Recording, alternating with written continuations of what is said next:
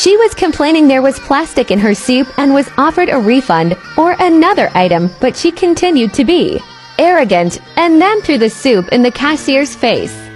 The customer did not ask for a refund or anything, she just wanted to argue. This happened in Temple, Texas.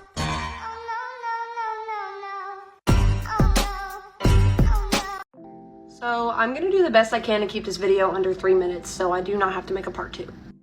Basically, this woman had called saying that her soup was so hot that it had melted the plastic lid into the soup.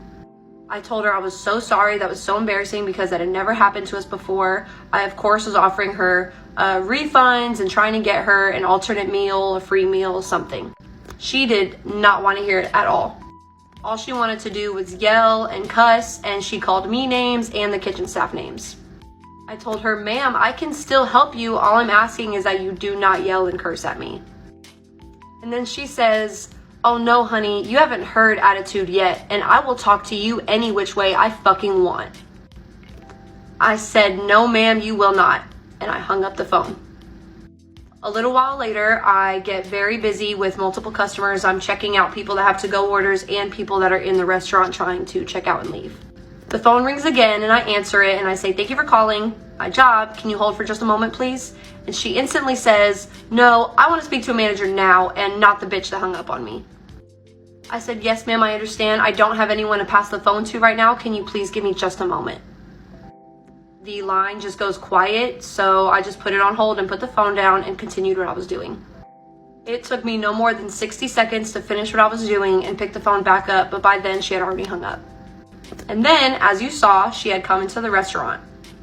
She still continued to curse and scream at me and tell me that she was not being rude to me until I was rude to her, which was really confusing because I was definitely not rude to her on the phone because I really did understand why she was upset. Keep in mind, she never once accepted or asked for refunds or free food or any of that. She did not care. All she wanted to do was complain. And then, as you saw, I pulled my phone out and that's when I said, if you do not leave or calm down, I'm going to call the police. And she said, I don't give a fuck. I did not want to call the police, so I just locked my phone and put it down and said, ma'am, I can still help you. I just need you to not curse and yell at me. That is when she made the split decision to grab the hot menudo and throw it in my face. Now, the soup was not as hot as it was when it was fresh, but it was still pretty warm. But if anything, the spices from our soup definitely affected me more than anything. It really felt like I had just been pepper sprayed. My eyes were burning, my nose was bleeding. At first I thought the nosebleed was from my nose ring, but then I got a second nosebleed later on that night and it was in both of my nostrils. Yes, I called the police and yes, charges have already been filed.